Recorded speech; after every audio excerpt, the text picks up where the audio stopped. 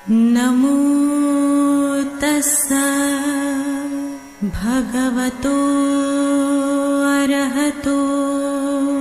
आप सभी का सुभारती चैनल के एक बहुत ही खास प्रोग्राम धम्मदीप में आपका स्वागत है। नमो बुद्धाय। मैं आरपी सिंह आप सभी का आज स्वागत करता हूं रोजाना की तरह। आज हम फिर विस्तार से पाली सूत्रों पर आधारित तथागत बुद्ध की जीवनी पर और उनके बताए उपदेशों पर चर्चा करेंगे। दर्शकों, पिछले कुछ एपिसोड से हम कुछ सामाजिक मुद्दों पर चर्चा कर रहे हैं और हमारा यह प्रयास है कि उनका समाधान तथागत बुद्ध की शिक्षाओं के अनुसार हो। खासकर हमने प्राणी हिंसा से संबंधित कुछ मुद्दों पर चर्चा की थी। अब आगे बढ़ते हुए हम अगला शील जैसे कि व्याभिचार के विषय से संबंध में कुछ सामाजिक मुद्दों पर चर्चा करेंगे और साथ ही मन को शांत करने के लिए ध्यान साधना से भी आपको अवगत कराने हेतु हमारे मध्य उपस्थित हैं बुद्ध दर्शन में उच्च शिक्षा प्राप्त तथा अनेकों सम्मानों से अलंकृत भंते कुशल सुमन जी। आपने अनेकों मंचों से बुद्धिज्म पर अपने विचार रखे हैं और हम स्वागत करते हैं भंते जी आपका। नमो बुद्धाय। नमो तस् भगवतो अरहतो सम्मा सम्बुद्धस्स। नमो तस् भगवतो अरहतो सम्मा सम्बुद्धस्स। नमो तस् भगवतो अरहतो सम्मा सम्बुद्धस्स। सर्वप्रथम मेरे आचार्य श्री के पुण्य चरणों में कोटि कोटि नमन। फिर मेरे उपाध्याय भंते के पुण्य चरणों में कोटि कोटि नमन। भंते जी आप आए, आपने हमारे दर्शकों को आशीर्वाद दिया, इसके लिए आपका फिर एक बार बहुत बहुत धन्यवाद और स्वागत है। अब हम अपने मुख्य विषय पर आ रहे हैं। आज का विषय है तथागत बुद्ध के समय महिला की परिस्थिति के विषय में। कृपया इस पर विस्तार से प्रकाश डालें। साथ ही आपसे आग्रह है कि हमारे दर्शकों को आप ध्यान साधना से भी अवगत कराएं। भंते जी बहुत बहुत धन्यवाद आपका आरपी सिंह जी। दर्शकों, अभी कल के एपिसोड्स तक हमने पिछले कुछ एपिसोड्स में विशेष करके जो तथागत बुद्ध का प्रथम शील है प्राणी हिंसा से जुड़ा हुआ, उसके संबंध में जो भी कुछ उत्पन्न होने वाली सामाजिक दुष्कृतियां हैं उस पे हमने चर्चा किया था। कुछ सामाजिक मुद्दों पे चर्चा किया था, जैसे कि हत्या, सुसाइड, युद्ध इत्यादि विषयों पे हमने चर्चा किया था। अभी जो इन पंचशीलों में और एक अगला जो शील है उस पे हम चर्चा करेंगे। उससे जुड़ी सामाजिक मुद्दों पे चर्चा करेंगे। जैसे कि अगला शील जो हम उठाने वाले हैं वे है कामेषु मिच्छाचारा वैरमणि, अर्थात कि मैं व्यभिचार नहीं करूँगा अथवा ब्रह्मचर्य का पालन करूँगा। तो ये जो ब्रह्मचर्य का पालन करना या व्यभिचार नहीं करना, इससे संबंधित अगर कोई व्यक्ति करता है ये चीज़ और उसका फिर समाज में जो दुष्परिणाम देखने मिलता है, तो उससे जुड़े कुछ मुद्दे जो होंगे उस पर हम चर्चा करेंगे। तो सबसे पहले वे मुद्दे को समझने के लिए हमें सबसे पहले तो इसी से जुड़े जो मुद्दे हैं सामाजिक मुद्दे, उन पर हम चर्चा करेंगे। तो विशेष करके हम जो सबसे पहला मुद्दा उठा रहे हैं वे है महिलाओं की स्थिति।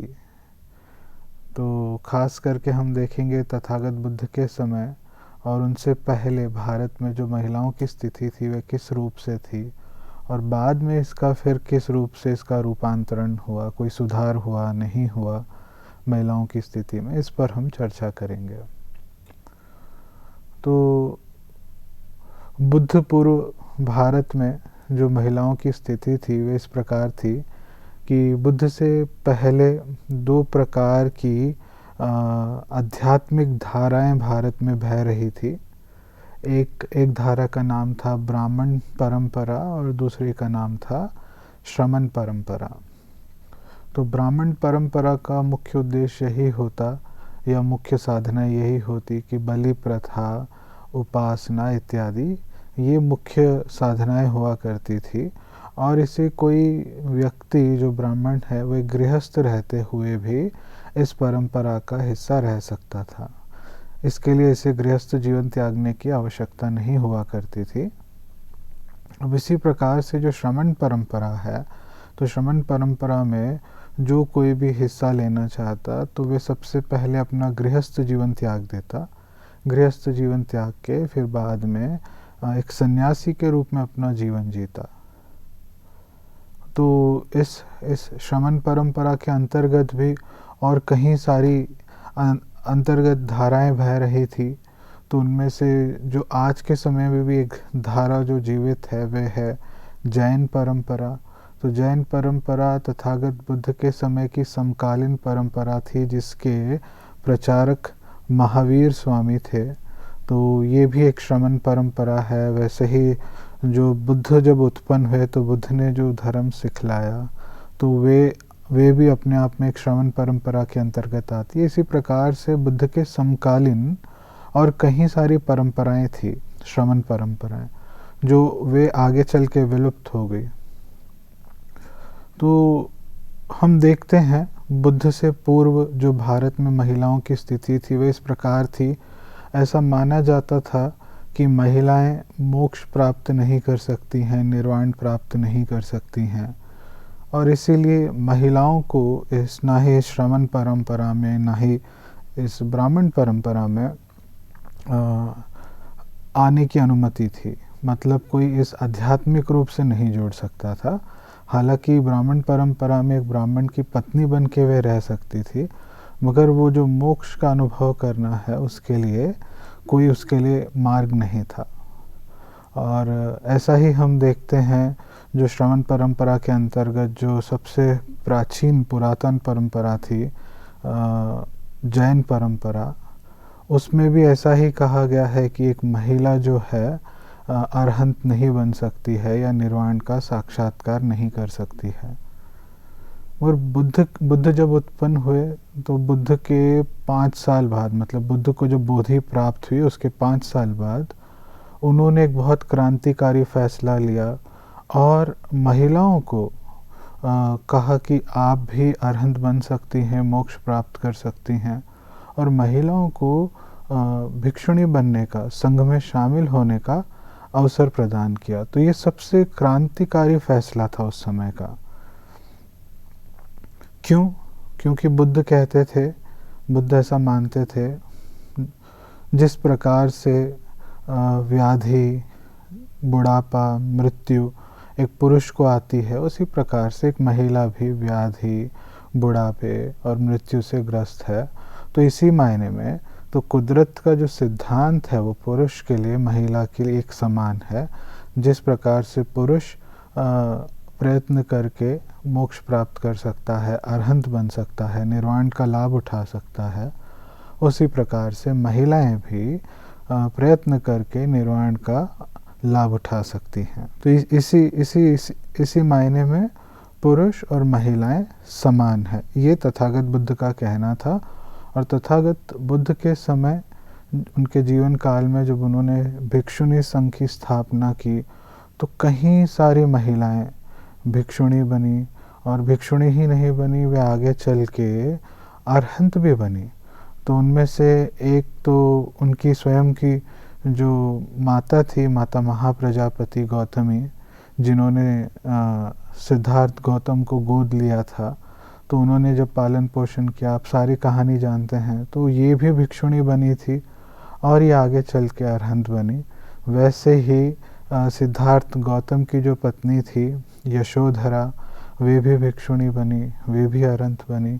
इस प्रकार से कहीं सारी महिलाएं भिक्षुणी बनती हैं, अरहंत बनती हैं। तो ये बहुत बड़ा क्रांतिकारी, कल्याणकारी फैसला रहा तथागत बुद्ध का। तो दर्शकों, भिक्षुणी संघ की स्थापना के विषय में भी जानकारी लेना ज़रूरी है।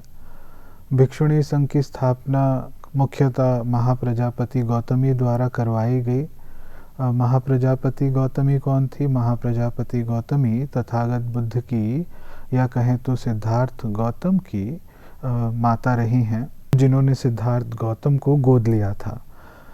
तो जैसे आप सभी जानते हैं, सिद्धार्थ गौतम का जन्म माता महामाया द्वारा हुआ और सिद्धार्थ गौतम के जन्म के कुछ दिनों बाद उनकी मृत्यु हो गई। तो इसके चलते उनकी बहन ने, अथवा कहें तो सिद्धार्थ गौतम की मासी ने, उन्हें गोद लिया और उनका पालन पोषण किया। तो जब ये सिद्धार्थ गौतम ने गृहस्थ जीवन त्याग दिया और कुछ वर्ष तक साधनाएं की और लगभग 34 वर्ष की आयु में जब बुद्ध बने, तो उसके बुद्ध बनने के 5 वर्षों बाद जब वे वैशाली में थे, तो तथागत बुद्ध को ये सूचना प्राप्त हुई कि उनके पिताजी राजा शुद्धोधन बुढ़ापे के कारण उनकी मृत्यु हो गई। उस समय राजा शुद्धोधन अरहंत बन चुके थे। तो जब उनको ये सूचना प्राप्त होती है तो वे वैशाली से कपिलवस्तु जाते हैं। कपिलवस्तु थी राजधानी उस जगह की जो आज के वर्तमान नेपाल में स्थित है। तो कपिलवस्तु पहुँचते हैं। कपिलवस्तु पहुँच के तथागत बुद्ध एक बगीचे में आराम फरमाते हैं, आराम करते हैं। तो माता महाप्रजापति तथागत बुद्ध से मिलने आती हैं और मिलने आने के बाद उनसे आग्रह करती हैं, निवेदन करती हैं कि महिलाओं के लिए भी एक भिक्षुणी संघ की स्थापना की जाए, जिसके चलते महिलाएं भी निर्वाण का साक्षात्कार कर पाएँ, निर्वाण का लाभ उठा पाएँ। तो जैसे ही माता महाप्रजापति ने ये रिक्वेस्ट रखा, आग्रह किया तथागत बुद्ध से, तथागत बुद्ध ने कहा इस प्रकार का आग्रह मत करो, इस प्रकार का अनुरोध मत करो। फिर दोबारा से वे पूछती हैं, फिर दोबारा से मना करते हैं, तीसरी बार पूछती हैं, तीसरी बार मना करते हैं। और ये वारदात होने के बाद वे वहाँ से उठकर काफ़ी निराश होकर रोते हुए चली जाती हैं। अब तथागत बुद्ध कपिलवस्तु में ही थे, तो जब तक, जितने दिन तक उनको कपिलवस्तु में रहना था, ठहरना था, तब तक वे कपिलवस्तु में ठहरे हुए थे। अब वहाँ से निकलकर वापस वैशाली पहुँच जाते हैं।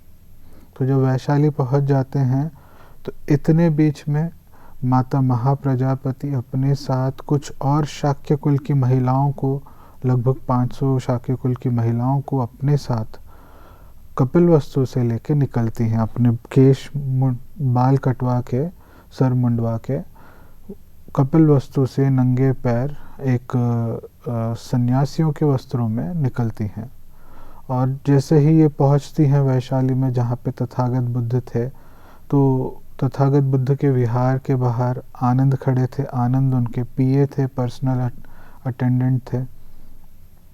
तो आनंद ने देखा कि महाप्रजापति गौतमी इतनी सारी महिलाओं के साथ आई हैं और देखते हैं कि उनके पैरों में छाले थे, बदन में धूल थी। तो पूछते हैं, माता आप कैसे आई हैं, क्या कारण है, विशेष ऐसा क्या कारण है जो आपको आना पड़ा इतनी दूर से। तो वे माता बताती हैं कि मुझे भिक्षुणी बनना है और मेरे साथ साथ ये जो महिलाएं हैं इन्हें भी भिक्षुणी बनना है। और जब तथागत बुद्ध कपिलवस्तु आए थे तो मैंने उनसे आग्रह किया था, अनुरोध किया था कि एक भिक्षुणी संघ की स्थापना की जाए, मगर उन्होंने इसे अस्वीकार किया और वहाँ से वे निकल के वैशाली लौट आए। तो इसीलिए मैं भी इसी ही एक आस में आई हूँ कि मुझे भिक्षुणी बनने का अवसर प्राप्त होगा, तो मैं भी वैशाली आ गई हूँ। और जब तक मुझे तथागत बुद्ध इस चीज़ की अनुमति नहीं देंगे, मैं यहाँ से नहीं जाऊँगी। तो आनंद जाते हैं, कहते हैं कि माता आप यहीं पे रुकें, मैं जाके तथागत बुद्ध से बात करके आता हूँ। और आनंद तथागत बुद्ध के पास जाते हैं, सूचना देते हैं, कहते हैं कि इस प्रकार से माता आई हैं और कुछ अपने साथ और भी महिलाएं लाई हैं, वे जाने के लिए तैयार नहीं हैं।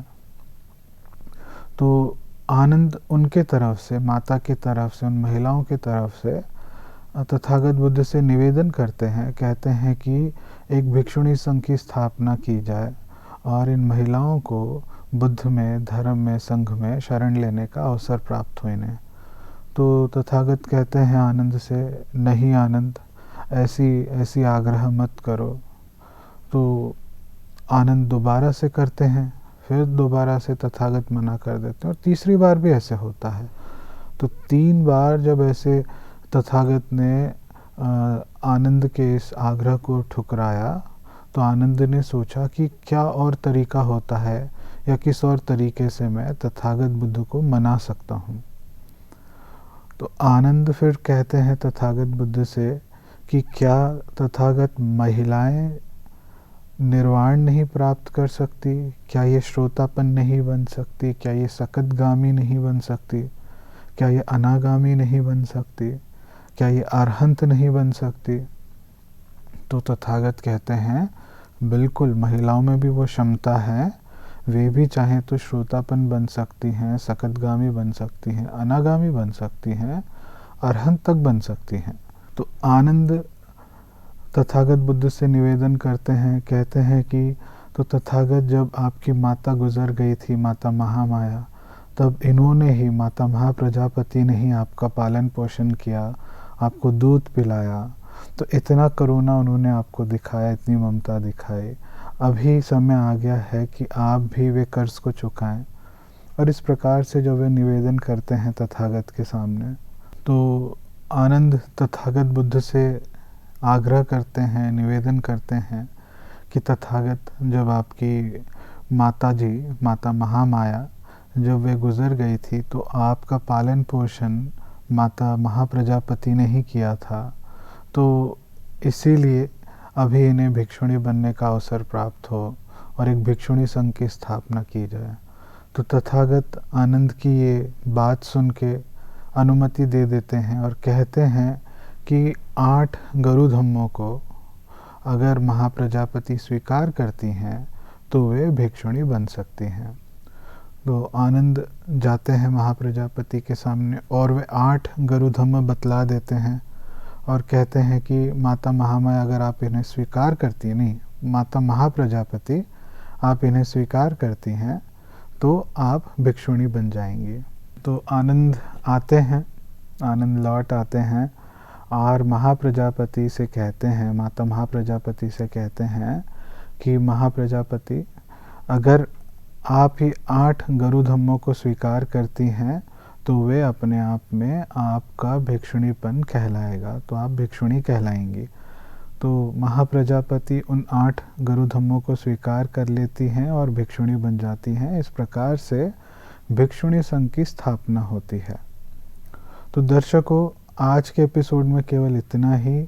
इसी विषय पर बाकी की बातें हम कल के एपिसोड में चर्चा करेंगे। अभी समय आ गया है हम ध्यान साधना के अभ्यास की ओर बढ़ें।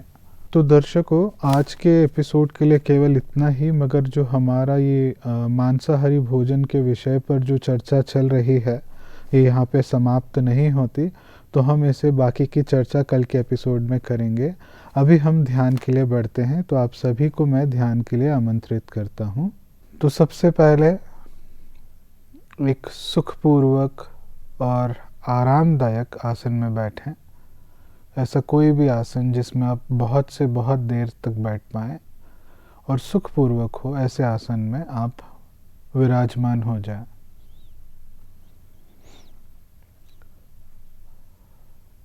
अब अपने रीढ़ की हड्डी को सीधा कर लें और अपनी आंखें धीमे से बंद कर लें। ध्यान रखें कि जब तक हम लोग ध्यान साधना करने वाले हैं तब तक आपकी आंखें बंद रहेंगी।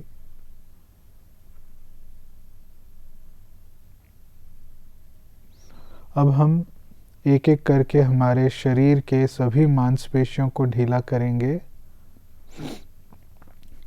तो सबसे पहले आप अपना सारा ध्यान अपने माथे पे ले जाएं और माथे में जहाँ कहीं भी तनाव हो वहाँ की मांसपेशियों को आप ढीला छोड़ दें।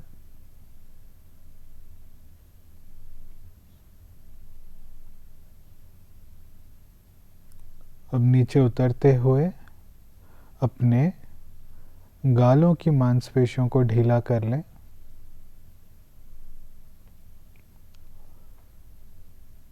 फिर अपने जबड़े की मांसपेशियों को ढीला कर लें।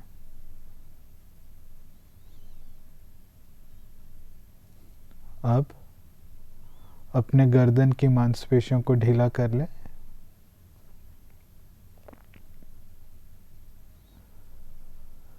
दोनों कंधों की मांसपेशियों को ढीला कर लें।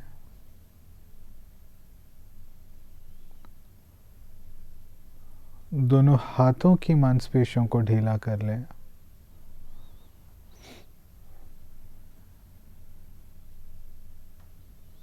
छाती की मांसपेशियों को ढीला कर लें।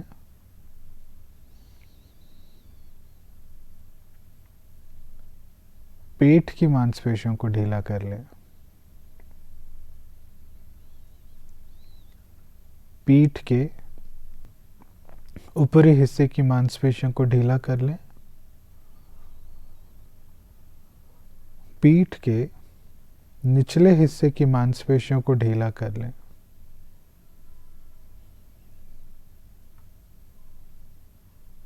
अब आपके कमर में जहाँ कहीं भी तनाव हो वहाँ की मांसपेशियों को भी ढीला कर लें।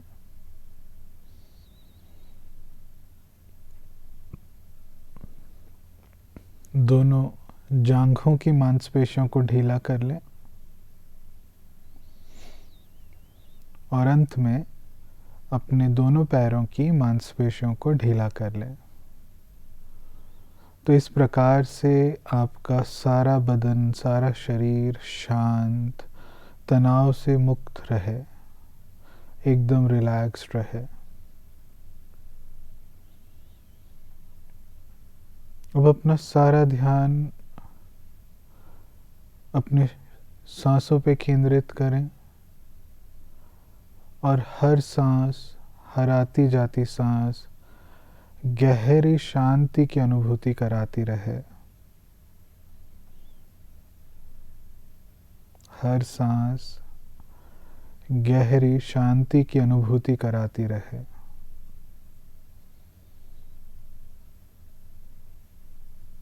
और एक एक सांस लेते हुए आपका सारा बदन शांत, रिलैक्स्ड हो।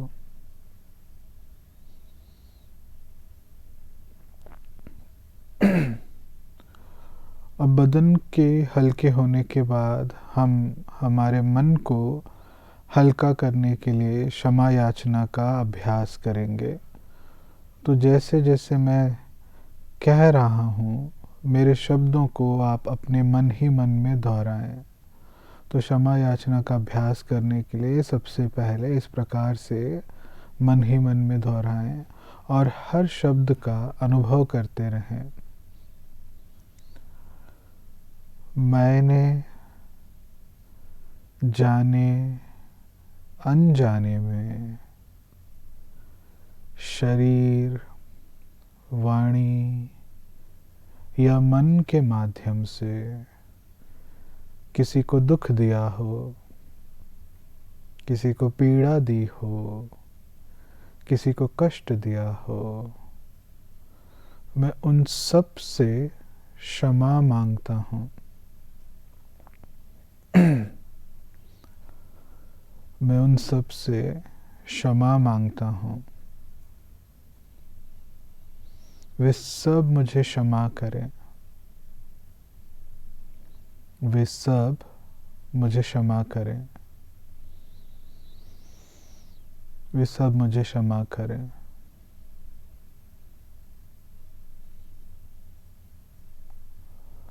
मैं उन सभी को क्षमा करता हूँ जिन्होंने मुझे जाने अनजाने में शरीर, वाणी और मन के माध्यम से दुख पहुँचाया हो, पीड़ा दी हो, कष्ट दिया हो। मैं उन सभी को क्षमा करता हूँ।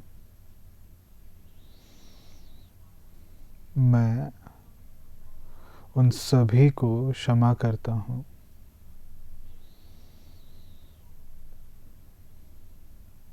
मैं उन सभी को क्षमा करता हूँ।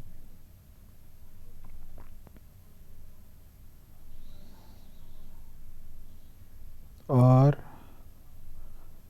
आज से, इसी क्षण से ये संकल्प लेता हूँ कि मैं किसी प्रकार की प्राणी हिंसा नहीं करूँगा। किसी को कष्ट नहीं दूंगा, किसी को दुख नहीं दूंगा, किसी को पीड़ा नहीं पहुंचाऊंगा।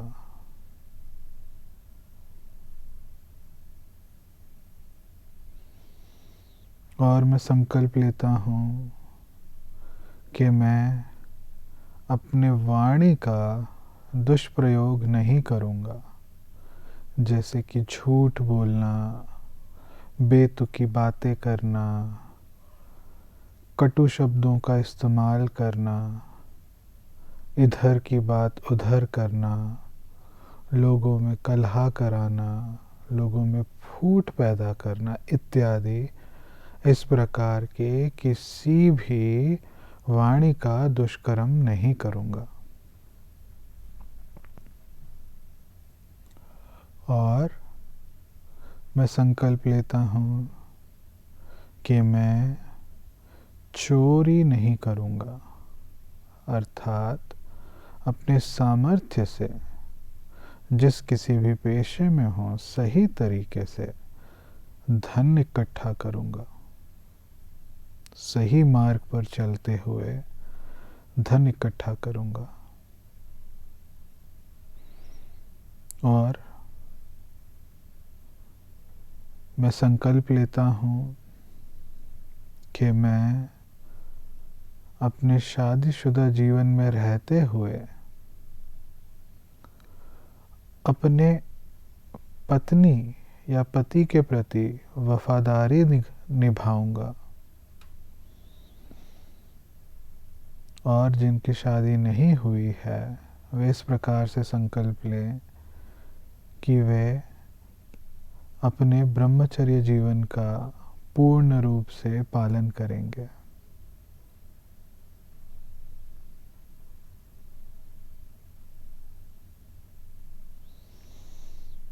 और मैं ये संकल्प लेता हूँ कि मैं किसी भी प्रकार की नशीली पदार्थों का सेवन नहीं करूँगा, जैसे कि दारू पीना, ड्रग्स का सेवन करना इत्यादि किसी भी प्रकार की नशीली पदार्थों का सेवन नहीं करूँगा।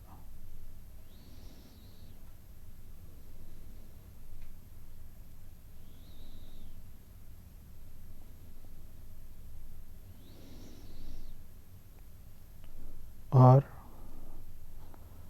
इस संकल्प के बाद आपके शरीर के रोम रोम से मैत्री करुणा की तरंगें बाहर की ओर प्रवाहित हों, उसके लिए इस प्रकार से अभ्यास करें। विश्व के सारे प्राणी सबका भला हो, विश्व के सारे दृश्य अदृश्य प्राणी सबका मंगल हो, सबका कल्याण हो, लोगों के जीवन से सारे दुख दूर हों, लोगों के दुखड़े दूर हों, उनके जीवन से सारे कष्ट दूर हों, सबका मंगल हो, सबका कल्याण हो।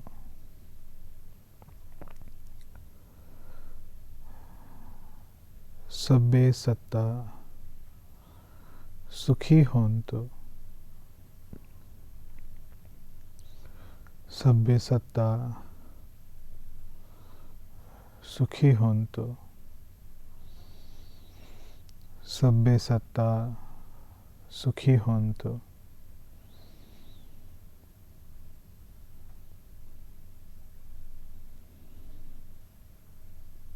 ये जो शांति का अनुभव मैंने किया है, ऐसा शांति का अनुभव करने का अवसर विश्व के सभी प्राणियों को ऐसा अवसर प्राप्त हो। सभी अपने दुखों से मुक्त हों।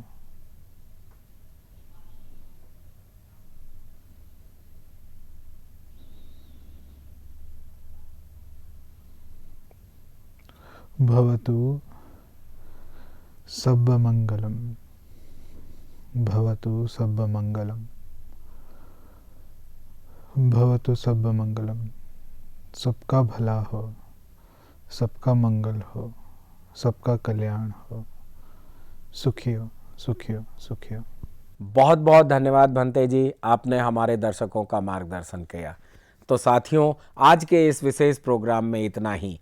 अब समय हो चुका है आज के प्रोग्राम के विश्राम होने का, लेकिन उससे पहले आपको यह बताते चलें कि अगर हमारे इस प्रोग्राम का हिस्सा बन आप कोई सुझाव, शिकायत या संदेश भेजना चाहते हैं तो आप हमारे व्हाट्सएप नंबर 9639010109 पर अपना संदेश भेज सकते हैं, या हमारी ईमेल आईडी subhartibuddha@gmail.com पर भेज सकते हैं। तो मुझे उम्मीद है कि आप अपने मन में आई बात को दबाएंगे नहीं और हमारे इस विशेष प्रोग्राम का हिस्सा बन अपने सुझाव या संदेश को भेजकर हमसे या भंते जी से मार्गदर्शन प्राप्त करेंगे। तब तक मैं आरपी सिंह भंते कुशल सुमन जी के साथ लेता हूं विदा। कल इसी समय आपके समक्ष फिर उपस्थित होंगे। नमो बुद्धाय। नमो तस्सा भगवतो अरहतो